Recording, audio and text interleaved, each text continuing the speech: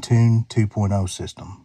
We also have the main box in here, and this has a Wi-Fi connection, and then has two different connections that go to your radio.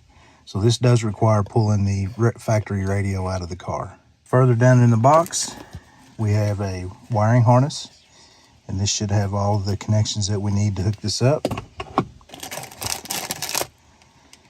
We have a USB connector that we can plug into this also, and this port will allow us to connect an iPhone to the stereo, and then that should in turn show up on the screen of the factory radio. And we also have a Wi-Fi antenna in here, and the system uses the Wi-Fi antenna to also connect your iPhone.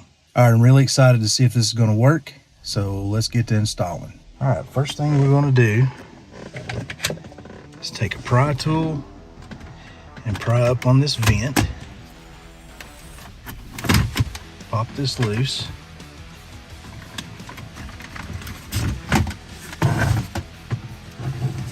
Lay it off to the side. And if you look down in there, there are two 10mm bolts, and that holds this whole piece in here.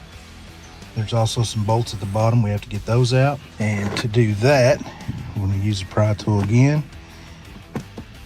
Get under the edge of this pocket in the center console, pull up on it, pull that out. That reveals two screws. Take these screws out. Next, we're going to turn the car to the on position. Not start it, but the one right before it starts. You want to put the shifter, push the brake, put the shifter in neutral. Also going to set the parking brake so we don't roll. Once we have that taken care of, we're going to pull up on the back side of this, and also right around the edge over here, and on this edge, I'm going to pull this loose. There's a white connector underneath. Not sure if you can see that. There's a tab on the bottom. I'm not sure if I can do this with two hands or not. Let me get that done and I'll bring it back. All right, so this has a little tab on the bottom of it. Stick your finger or your thumb up in the back side there and push that down. Pull that connector out, and that will let you turn this whole center console sideways. All right, next we're going to remove some screws here on either side of this pocket.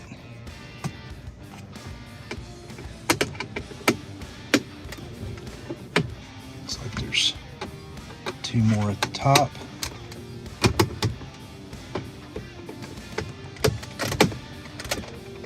And next we should be able to pull out on this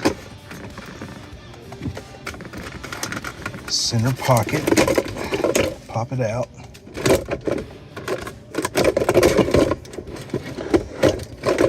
Has a couple of connections wired to it.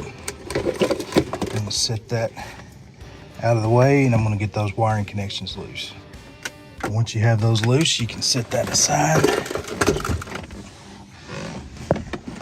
And if we look back up and under here, there's two more 10mm bolts we got to take out. So once you get there, you got two 10mm bolts on the bottom, two 10mm bolts on the top, and I don't think I can do this and hold the camera too, so I'm going to get that done and I'll bring you back. All right, once you have those bolts out, simply grab a hold of it, pull, and it'll come right out. So we have some wiring connectors here in the back we got to unhook, and I'm going to go ahead and get that done. Let's see if I can do that with the camera. One. There's two.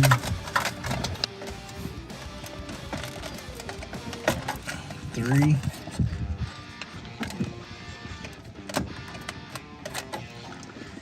And 4. It's got 4 connectors in there we're going to unhook. As you can see here in the front, you have some dip switches. There's a table in the manual that tells you how to set these dip switches depending on which version of stereo you have in your Camry. And we have a Pioneer stereo, so it looks like we're going to set them all to the off position except number 6. Now, as you can see here, these are numbered across the bottom, and these are all off by default, so I'm going to flip on number 6. See if I can do this.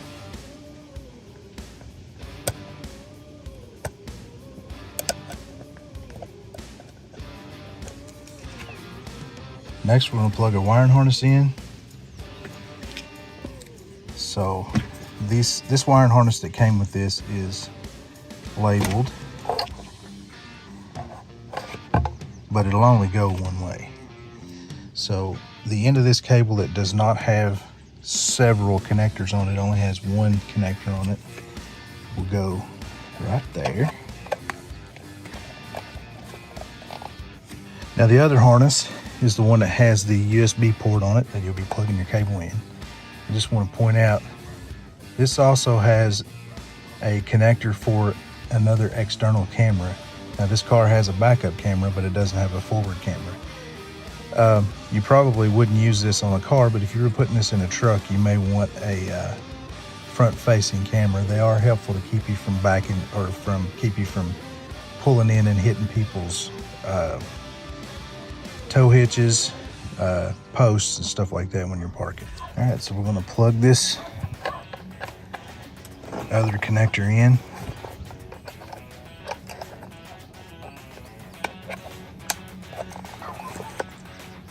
And then the next thing is the Wi-Fi. Now this Wi-Fi antenna has a double-sided tape on the back of the antenna. You can stick this up somewhere in your car if you want. Has a fairly long cable. It's been my experience that Wi-Fi usually works pretty good inside of a vehicle, so I'm going to leave this coiled up and just put it down in behind the radio. Now the other end of this long harness has what's called a T-harness on it. And what this allows you to do is it breaks out certain signals coming from the car to the radio, sends them to the box and back. And how you use this is one end will plug, in our case, into the radio, and the other end, the connection that originally went to the radio, will go to this end. So there's 3 different connectors here, and there's a connection diagram in the manual that shows you where these go. So these will go to the 24-pin, 10-pin, and 28-pin connectors on the radio and on the harness in the car that originally hooked to the radio. There's also a list over here that tells you what they are and where they go. All right, so I got these plugged up, and just for reference, you have one connector close to the driver's side. That gets a T-harness. The top plug on the passenger side gets a T-harness. The bottom plug all the way over on the passenger side gets a T-harness, and the one right next to that, it's of these 3, it's the closest to the driver's side. It does not. It stays plugged in the radio. All right, so at this point, we can stuff all this back into the cubby hole behind the radio, find a place to put it, and then we also want to route this USB plug out somewhere. I'll find a good spot for that. I'll show you where I run that from, and then we can put all this back up in here. So I'm going to do that and put this back up here temporarily so we can test it out and make sure it's going to work. All right, guys, got it set up here to test. So the first thing you want to do is select auxiliary, and that will bring up the CarAbc menu. And now all you have to do is plug your phone in.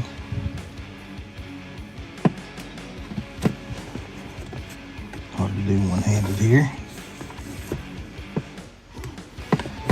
Plug your phone in.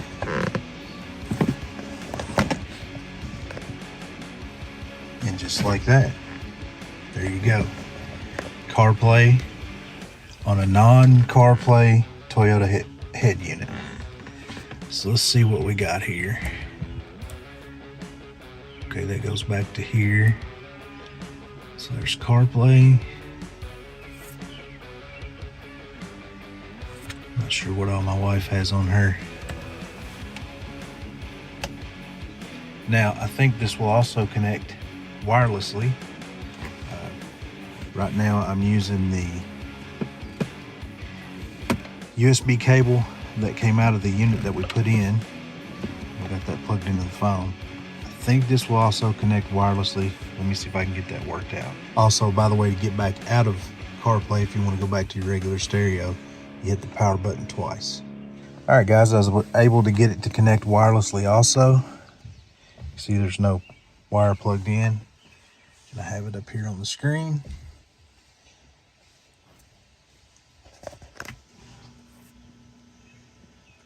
Everything seems to work pretty good. All right, everything seems to work pretty good. This is exciting. I was looking forward to this coming in the mail. Finally got it. I'm glad it's here and it works perfect. So I'm gonna get the car put back together and then I'll come back and we'll talk about it. All right, guys, that was not too hard. Get everything put back together. Forgot to put my 2 screws back in here. I'll do that here in a minute. Now this will do wireless CarPlay, wired CarPlay. It will also do Android Auto. I'm assuming it will do it wireless or wired. I don't know that for sure. But this is a pretty neat little thing. I'm glad to have this. It actually brings this older Toyota radio into the modern times. All right, guys, that's going to do it for this one. I want to thank you for watching. I want to thank CarAbc for providing this unit that allowed me to put CarPlay in my 2016 Toyota Camry. And if you enjoyed this video, please do me a favor, go down and hit the like button, go down in the comments section, leave me a comment, let me know what you think about it. If you've got one, let me know any issues you have with it. If you're going to get one, let me know how it goes. And then once you do all that, I think the next thing you should do is watch this video.